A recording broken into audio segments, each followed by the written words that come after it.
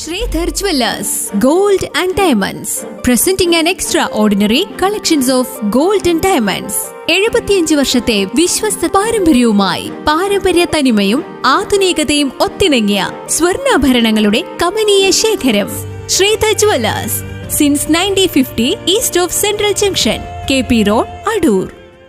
യുവാക്കളെ അതിക്രൂരമായി മർദ്ദിക്കുകയും പണം കവരുകയും ചെയ്ത ദമ്പതികൾ ആറന്മുള പോലീസിന്റെ പിടിയിലായി.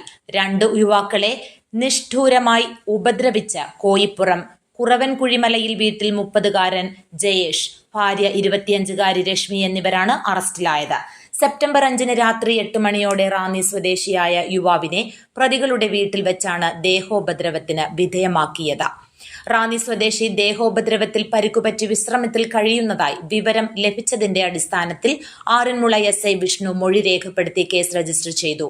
സെപ്റ്റംബർ 12 പ്രതികളെ കോയിപ്പുറം പോലീസ് സ്റ്റേഷൻ പരിധിയിലെ കുറവൻകുഴിയിലുള്ള വീട്ടുപരിസരത്ത് നിന്ന് പിടികൂടുകയും സ്റ്റേഷനിൽ എത്തിച്ച് ചോദ്യം ചെയ്യുകയും ചെയ്തു. ചോദ്യം ചെയ്യലിൽ പ്രതികൾ കുറ്റം സമ്മതിച്ചു. തുടർന്ന് പ്രതികളെ കോടതിയിൽ ഹാജരാക്കിയ ശേഷം വിശദമായ അന്വേഷണത്തിനായി പ്രത്യേക കോടതി വെറുതെ വിട്ടത്. കസ്റ്റഡിയിൽ വാങ്ങിയ പോലീസിന്റെ ചോദ്യം ചെയ്യലിൽ 19-കാരനായ ആലപ്പുഴ സ്വദേശിയെയും ദേഹോപദ്രവം ഏൽപ്പിച്ചതായി പ്രതികൾ സമ്മതിച്ചു. തുടർന്ന് ഇയാളുടെ മൊഴി SI വിഷ്ണുമൂർത്തി രേഖപ്പെടുത്തി. Police inspector Praveen case register ചെയ്തു.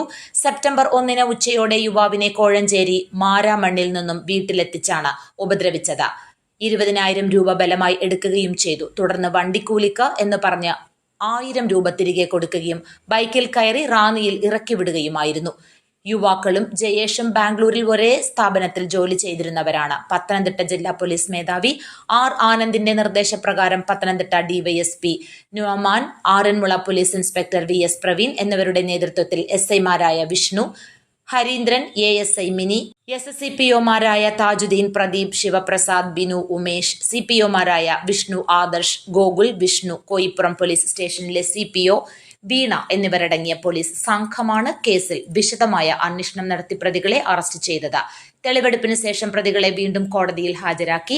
കേസിനാസ്പദമായ 2 സംഭവങ്ങളും ഉണ്ടായിട്ടുള്ളത് കോയിപ്പുറം പോലീസ് സ്റ്റേഷൻ അതിർത്തിയിലായതിനാൽ 2 കേസുകളുടെയും തുടർന്നുള്ള അന്വേഷണം കോയിപ്പുറം പോലീസിന് കൈമാറും. കേസുകളിലെ സമഗ്രമായ അന്വേഷണത്തിനായി തിരുവല്ല DYSP നന്ദകുമാറിന്റെ നേതൃത്വത്തിൽ സ്പെഷ്യൽ ഇൻവെസ്റ്റിഗേഷൻ ടീം രൂപീകരിച്ച് ജില്ലാ പോലീസ് മേധാവി ഉത്തരവായി. പ്രതികൾ ഇത്തരത്തിലുള്ള കൂടുതൽ കുറ്റകൃത്യങ്ങൾ ചെയ്തിട്ടുണ്ടോ എന്ന് അന്വേഷണം നടത്തിവരുന്നതിനാലും ഈ 2 കേസുകളുടെയും അന്വേഷണം പ്രാഥമിക ഘട്ടത്തിലായതിനാലും പ്രതികൾ അന്വേഷണത്തിൽ പോലീസിനോട് നിസ്സഹകരണം തുടർന്നു വരുന്നതിനാലും സമഗ്രമായ ശാസ്ത്രീയ അന്വേഷണങ്ങൾ ആവശ്യമായതിനാലും കൂടുതൽ കാര്യങ്ങൾ പിന്നീട് അറിയിക്കുമെന്ന് ജില്ലാ പോലീസ് മേധാവി അറിയിച്ചു. News bureau, Pathanamthitta.